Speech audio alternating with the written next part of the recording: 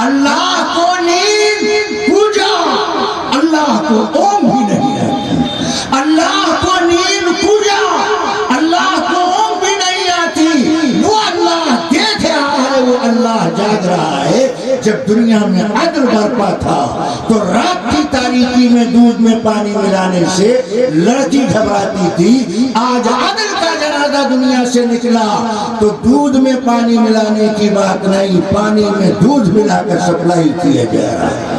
آج عدل و انصاف کا جنازہ ایسا اٹھا کہ دواؤں میں ملاوٹ کی جا رہی، کھانے پینے کی چیزوں میں ملاوٹ کی جا رہی، انسانی جان کے ساتھ ظلم کیا جا رہا، انسانی خوراک کے ساتھ ظلم کیا جا رہا۔ قرآن اس کی اجازت نہیں دیتا، قرآن کہتا عدل کرو، انصاف کرو، ان اللہ یأمر بالعدل، بے شک اللہ حکم فرماتا ہے عدل کرنے کا۔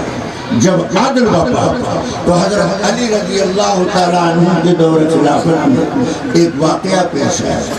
دو تاجر سفر کر رہے، کھانے کا وقت ہوا تو دسترخوان بچھا کر کھانے کے لیے دونوں بیٹھ گئے۔ اتنے میں ایک مسافر نظر آیا تو دونوں تاجر نے باہم مشورہ کر کے اس مسافر کو اپنے کھانے میں شریک کیا۔ جب وہ مسافر کھانے کے لیے دسترخوان پر بیٹھا تو اس نے دیکھا دسترخوان پر 8 روٹیاں رکھی، ایک کی طرف سے 5 روٹیاں اور دوسرے ساتھی کی طرف سے 3 روٹیاں تھی، 8 روٹیاں دسترخوان پر رکھی ہوئی۔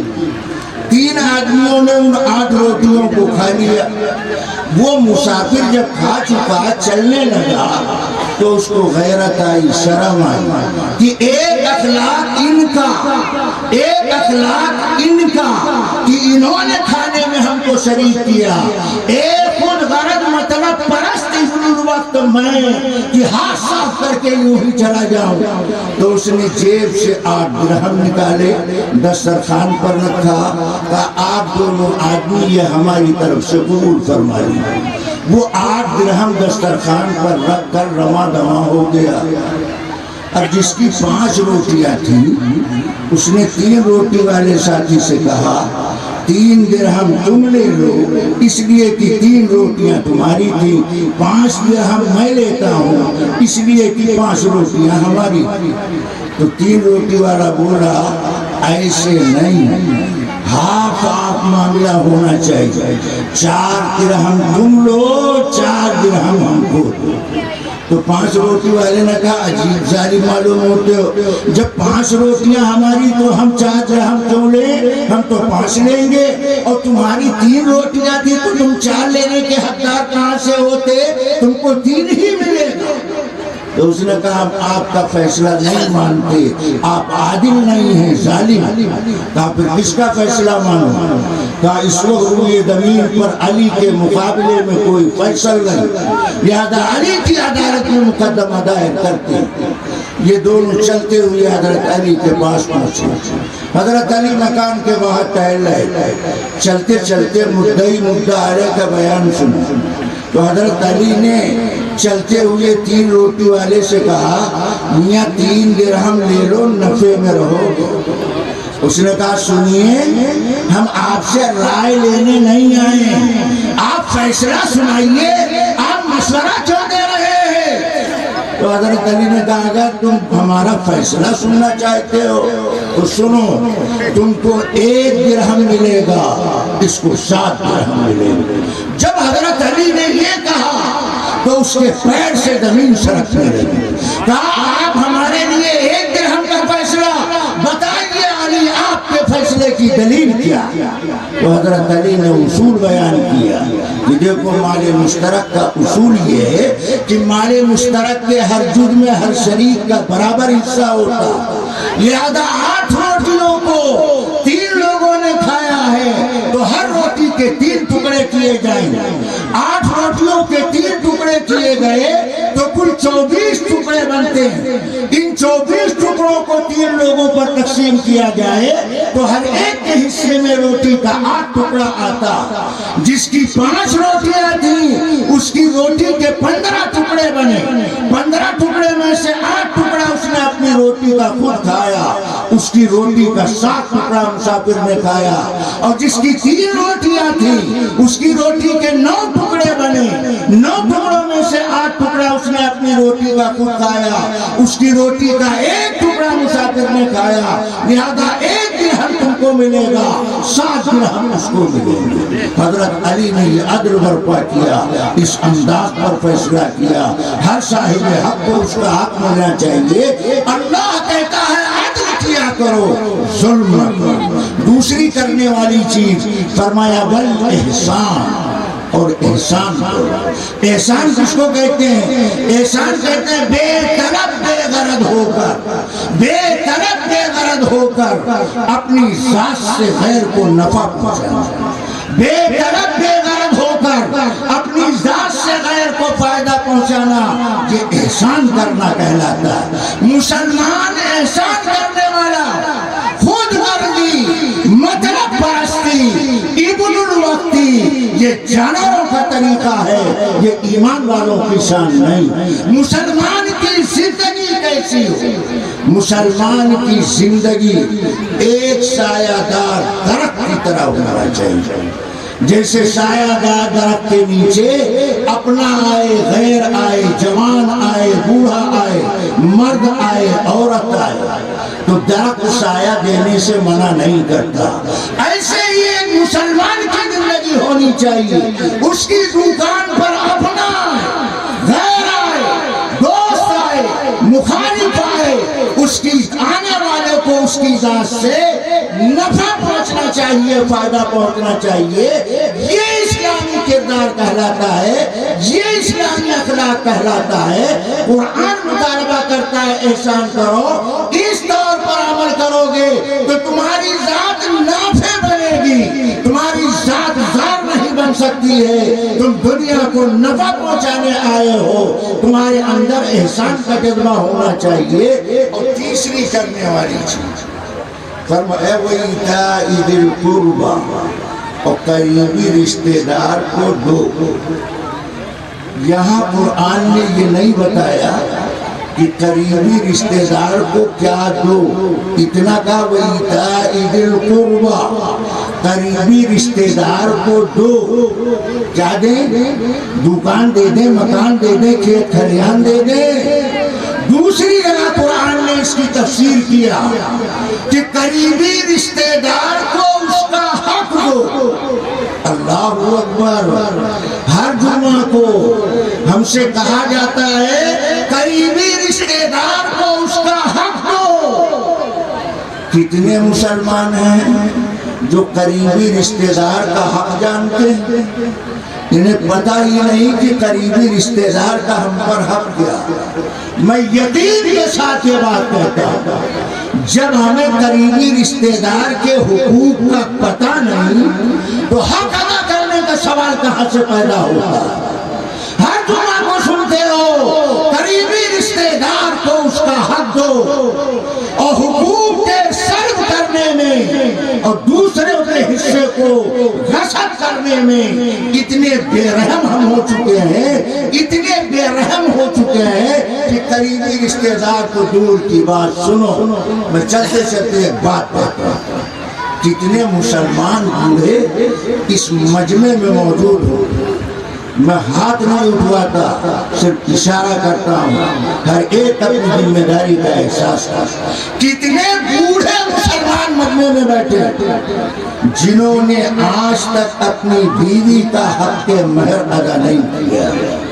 تسبیح روز پڑھتے ہو، نفلیں روز پڑھتے ہو، مگر بیوی کا حق مہر ادا کرنے کے لیے تیار نہیں۔ میں یقین کے ساتھ کہتا ہوں جو لوگ مر گئے اور انہوں نے اپنی بیویوں کا حق مہر ادا نہیں کیا، وہ اپنے کفن کی چادر میں اپنی بیوی کی مہر کا قرضہ لپیٹ کر کے قبر میں سو رہے ہیں۔ یہ معمولی مسئلہ نہیں، یہ حق کا مسئلہ ہے۔ لہذا جنہوں نے اب تک اپنی بیوی کا حق مہر ادا نہیں کیا، پہلی فرصت میں حق ادا کرو، پہلی فرصت میں حق ادا کرو۔ یہ کہنا کہ اس نے معاف کر دیا، ذرا ہاتھ میں دے کر کے تو دیکھو، یہ جو طریقہ رائج کر رکھا ہے ہاتھ سے مہر کی رقم اس کے حوالے کرو. اور مسئلہ سنو، مہر یہ خالص بیوی کا حق ہے. مہر کی رقم میں سے 1 روپیہ بیوی کی اجازت کے بغیر شوہر صدقہ نہیں کر سکتا. جیسے شوہر کی ملکیت میں شوہر کی اجازت کے بغیر بیوی 1 روپیہ صدقہ نہیں کر سکتی ہے، ایسے مہر کی قیمت میں سے 1 روپیہ بیوی کی اجازت کے بغیر شوہر صدقہ نہیں کر سکتا ہے. یہ اتنا اہم مسئلہ حق و حقوق کا ہے. ہم سے کہا جاتا ہے قریبی رشتہ داروں کا حق ادا کرو. قریبی رشتہ دار کا حق تو بات کی بات، ہم اپنی بیوی کا حق ادا کرنے کے لیے تیار. وہ بیوی جس نے جوانی لگا دیا، زندگانی کھپا دیا، شریک حیات کہلائی، تمہاری زندگی کی پہچان کہلائی، تم اتنے بڑے ابو دراہم نکلے، مرتے مرتے مر گئے، مگر بیوی کا حق مہر تم نے ادا نہ کیا. شوہر تم رشتہ دار کا حق کیا ادا کرو گے؟ رشتہ دار کا حق اسی وقت ادا کر سکتے ہو جب رشتہ دار قریبی رشتہ دار کے حقوق معلوم. میں ایک حق بتاتا ہوں، ایک حق ذکر کرتا ہوں قریبی رشتہ دار کا رشتہ دار پر. آپ دیندار، نمازی، متقی ہیں، زہد و تقوی والے، اور آپ کا قریبی رشتہ دار جواری ہے، شرابی ہے، نشیلا ہے، بدچلن ہے، بے عمل، تو آپ چوک کی دکان پر بیٹھ کر کے تبصرہ نہ کرو. لوگوں کے سامنے اس کو ذلیل رسوا نہ کرو. تمہاری ذمہ داری ہے اس کو مسجد میں نماز کے لیے لانا، محبت کے ساتھ، حکمت کے ساتھ اسے مسجد آنے کا عادی بناؤ. اس کے لیے رات میں اٹھ کر اپنے اللہ سے ہدایت کی دعا کیا کرو. اس سے تنہائی میں پیار حکمت کے ساتھ بات کرو تاکہ وہ اپنے آپ کو معصیت گناہ سے پاک صاف کر کے وہ اللہ کے گھر کا نمازی بن جائے، سچا پکا مسلمان بنے.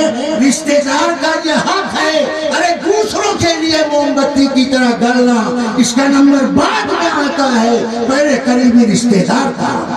جس طرح اپنا قریبی رشتہ دار سے پہلے اہل و عیال کا حق ہے، اس کے بعد قریبی رشتہ دار، پھر درجہ بدرجہ دوری کے ساتھ حقوق منتقل ہوتے ہیں. شریعت نے جو مزاج اور جو رخ متعین فرمایا اس سے روشنی حاصل کرنا اصلاح کے لیے ضروری ہے. اس کے بغیر اصلاح نہیں ہو سکتی. قریبی رشتہ دار کو دو. آپ کا قریبی رشتہ دار کسی مہلک بیماری میں مبتلا، غریب، علاج کرانے کی طاقت نہیں رکھتا، خاندانی شرافت کا مالک، زبان کھولنے کے لیے تیار نہیں، اور اللہ نے آپ کو دے رکھا، تو آپ اس کا انتظار مت کرو کہ اس کے بچے ہمارے سامنے آئیں، روئیں، گزارش کریں، درخواست کریں کہ ہمارے ابا کا آپ علاج کرا دیں. میاں، آپ کی دولت میں، آپ کے خزانے میں اس قریبی رشتہ دار کا بھی حصہ، جس پر چودھری بنے بیٹھے ہو، یہ صرف تمہارا مال نہیں ہے، اس میں قریبی رشتہ دار کا بھی مال. کتنے ایسے مسلمان جن کو آج تک یہ پتہ نہ چل سکا کہ ہمارا مال کون سا ہے. یہ دوسروں کے مال کو دیکھ کر سینہ چوڑا کرنے والا، اسے آج تک یہی خبر نہیں ہے کہ ہمارا مال کون سا ہے. جس کا مال دیکھا اسی پہ قبضہ کرنے کا ارادہ کر لیا. یاد رکھو، تمہارا مال وہ ہے جو تم نے کھا لیا، تمہارا مال وہ ہے جو تم نے پہن لیا، تمہارا مال وہ ہے جو تم نے اپنی مٹھی سے دین کے کام میں لگا دیا، مدرسہ بنا دیا، مسجد بنا دیا، عوام کے نفع کے لیے کوئی کام کر دیا، وہ تمہارا مال. اور جو مال چھوڑ کر تم دنیا سے جا رہے ہو وہ وارثوں کا مال ہے، وہ وارثوں کا مال ہے، وہ تمہارا مال نہیں۔ تمہارا مال جو تم نے کھا لیا، تمہارا مال جو تم نے پہن لیا، تمہارا مال جو اپنے ہاتھ سے تم نے اچھے کام میں لگا دیا، نہ تمہیں اپنے مال کا پتہ، نہ رشتہ دار کے حقوق کا خیال، نہ بیوی بچوں کے مالی حقوق ادا کرنے کا جذبہ۔ ہم کیسے مسلمان ہیں اور اپنے آپ کو کیا سمجھتے ہیں؟ فرمایا یہ تین کام کیا کرو اور تین باتوں سے بچا کرو، وَيَنْهَىٰ عَنِ الْفَحْشَاءِ وَالْمُنكَرِ وَالْبَغْيِ وَلَا تَقْرَبُوا الزِّنَا إِنَّهُ كَانَ فَاحِشَةً وَسَاءَ سَبِيلًا۔ زنا کے قریب نہ جاؤ، یہ کھلی ہوئی برائی ہے اور گندا راستہ ہے۔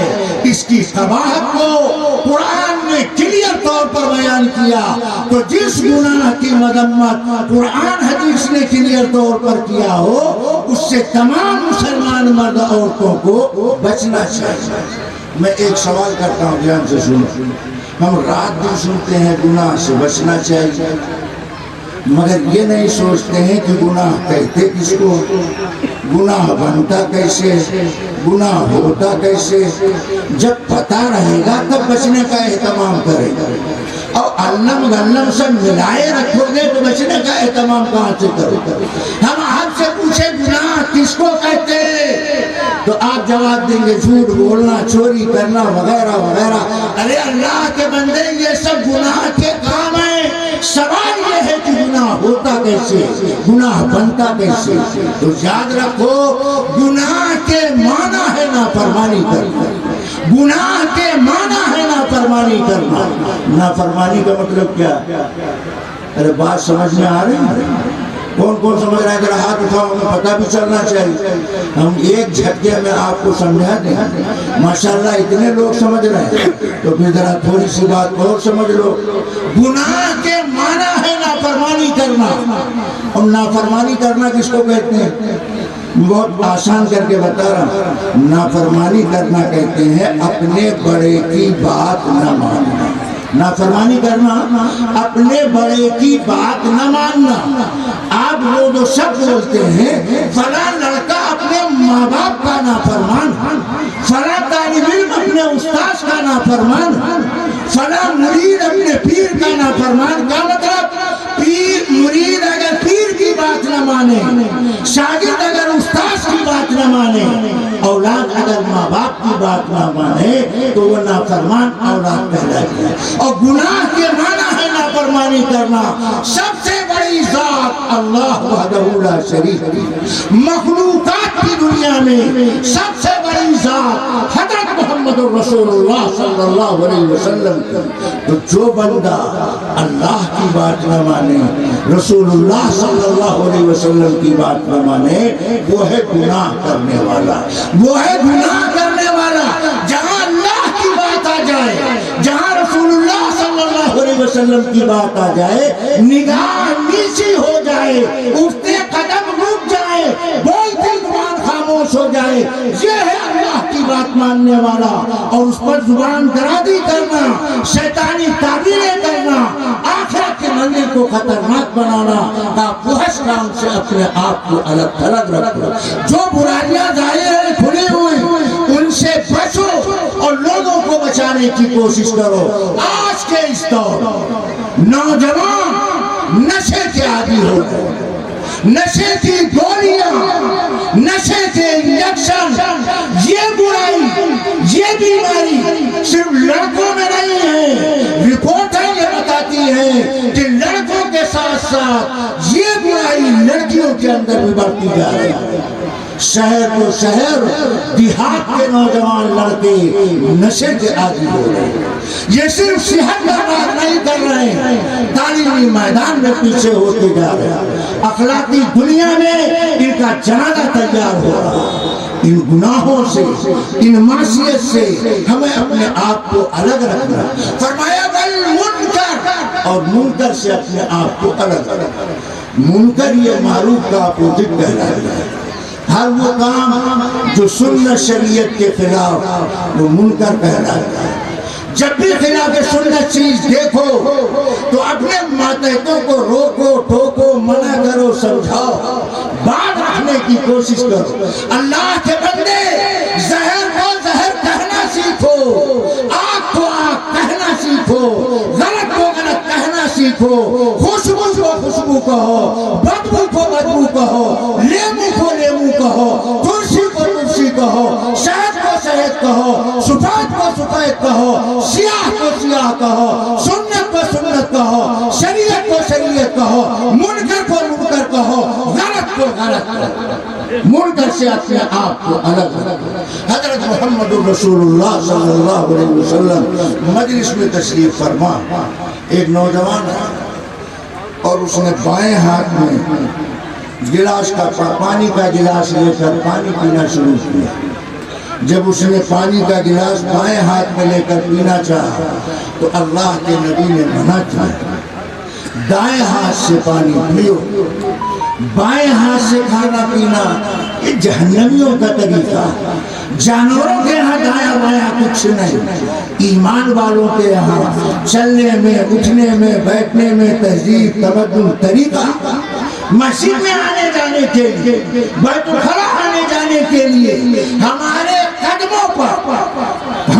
قدموں پر پابندی لگی ہے وہاں ایسے جاؤ گے وہاں ایسے آؤ گے جس شریعت میں چلنے اور داخل ہونے کے لیے رہبری اور راستہ موجود ہو اس اسلام کا ماننے والا مسلمان وہ منکر کی آلائش میں مبتلا رہے نبی نے نکیر کیا دائیں ہاتھ سے پانی پیو اس نوجوان نبی کی بات کو ہلکے میں لیا یاد رکھو کبھی سنت کی توہین نہ کرنا ورنہ خاتمہ خطرے میں پڑ جائے گا کبھی سنت کا مذاق نہ اڑانا نسلیں خراب ہو جائیں گی عظمت کا معاملہ کرو احترام کا معاملہ نبی نے کہا دائیں ہاتھ سے پانی اس نے نبی کی بات کو ہلکے میں لیتے ہوئے کہا ہم دائیں ہاتھ سے پانی پینے پر قادر ہیں جیسے یہ کہا فوراً اللہ نے سن لیا اللہ کبھی کبھی نقد گرفت کرتا ہے یوں تو اکثر اللہ سب پہ نظر کر دیتا ہے مگر کبھی کبھی نقد گرفت کر دیتا ہے عوام کی اصلاح کے لیے لوگوں کی تنبیہ کی اس نوجوان نے کہا دائیں ہاتھ سے پانی پینے پر میں قادر نہیں اللہ نے اسی وقت اسی آن اس کا ہاتھ لنجا کر دیا مفلوج کر دیا پوری زندگی دائیں ہاتھ سے لقمہ لے کر وہ اپنے منہ تک نہ پہنچا سکا منکر سے بچو خلاف سنت چیزوں سے رکو اخیر میں فرمایا بالبغض اور حد سے تجاوز کرنے والی چیز حد سے تجاوز کرنے والی چیزوں سے رکو بچو اپنی ذات سے کسی کو تکلیف نہ پہنچاؤ اپنی ذات سے کسی کو نقصان نہ پہنچاؤ تم تو اسلام کے ماننے والے ہو دین اسلام تمہیں بتایا جس راستے پر چل رہے ہو اس راستے کے تمہارے ذمہ 14 حقوق جس راستے پہ تم چل رہے ہو اس راستے کے تمہارے ذمہ 14 حقوق جس مذہب میں راستے کے 14 حقوق بیان کیے گئے اس راستے پر چلنے والا اپنی ذات سے کسی کو تکلیف پہنچائے وہ اسلامی تعلیمات سے واقف نہیں جمعہ پڑھنے جامع مسجد جاتے ہو موٹر سائیکل جہاں تہاں کھڑی کر دیتے حالانکہ گاڑی کو ایسی جگہ کھڑی کرنا چاہیے کہ آنے جانے والوں کو تکلیف نہ پہنچے تمہارے اس عمل سے نمازی کو تکلیف پہنچ رہی ہے ملکی اعتبار سے ٹریفک کے الگ الگ قانون بنے ہوئے ان قانونوں کا پالن کرنا ایمان کا تقاضا ہے پیغمبر کی تعلیمات کا خلاصہ ہے جس مذہب پہ ہم ماننے والے ہیں اس کی پاکیزگی اس کی طہارت اس کی صفائی کو دنیا چیلنج نہیں کر سکتی اس کی نظافت کا عالم یہ ہے کہ وضو کرنا عبادت ہے کار ثواب مگر وضو میں ضرورت سے زیادہ پانی بہانے کی اجازت نہیں وضو میں ضرورت سے زیادہ پانی بہانا اسراف فضول خرچی حرام کا جس مذہب بے وجہ بلا ضرورت پانی بہانے کی اجازت نہ، اس مذہب کا ماننے والا اپنی ذات سے کسی کو تکلیف پہنچائے نہیں۔ جس کو بتایا گیا وہ اماطۃ الاذی عن الطریق، راستے سے تکلیف دہ چیز کا ہٹانا، یہ ایمان کی شان ہے، ایمان کی پہچان ہے۔ تم اپنے آپ کو پہچانو، اپنے مقام کو جانو۔ اللہ یہ دو باتیں بیان کرنے کے بعد آخر میں فرماتا ہے یعظکم لعلکم تذکرون، ہم تمہیں ان باتوں کی نصیحت کرتے ہیں، تاکید کرتے ہیں، حکم کرتے ہیں تاکہ تم عبرت حاصل کرو، ان کو اپنی زندگی میں شامل کرو، ان باتوں کی روشنی میں صبح و شام گزارنے کی کوشش کرو۔ میں چلتے چلتے دو گزارش کرتا ہوں۔ پہلی گزارش، جن لوگوں کو قرآن کی یہ آیت اب تک یاد نہیں، وہ اپنے مسجد کے امام سے کہیں بورڈ کے اوپر اس آیت کو لکھ، آتے جاتے تھوڑا تھوڑا آپ یاد کریں، چند دن میں قرآن کی یہ آیت آپ کو یاد ہو جائے گی۔ تو پہلا مطالبہ، ہر نمازی کو قرآن کی یہ آیت یاد ہونی چاہیے۔ دوسرا مطالبہ، جب آپ جمعہ کی نماز پڑھنے کے لیے جائیں اور خطیب سے دوسرے خطبے کے اخیر میں قرآن کی یہ آیت سنیں تو سننے کے ساتھ ساتھ اپنی زندگی کا محاسبہ کریں۔ ان 6 باتوں میں سے کس بات پر ہمارا عمل ہو رہا اور کس بات پر عمل نہیں ہو رہا؟ جن باتوں پر عمل کر رہے ہو جب اس کو سنو تو دل میں الحمدللہ، اور جن باتوں پر اپنی نادانی کمزوری کی وجہ سے اب تک عمل نہیں کر پا رہے تو دل میں اللہ سے دعا مانگو، اللہ ہمیں عمل کی توفیق عطا فرما، اللہ ہمیں عمل کی توفیق عطا فرما۔ انشاءاللہ ان 2 چیزوں کا آپ اہتمام کریں گے، آپ کو بڑا نفع پہنچے گا۔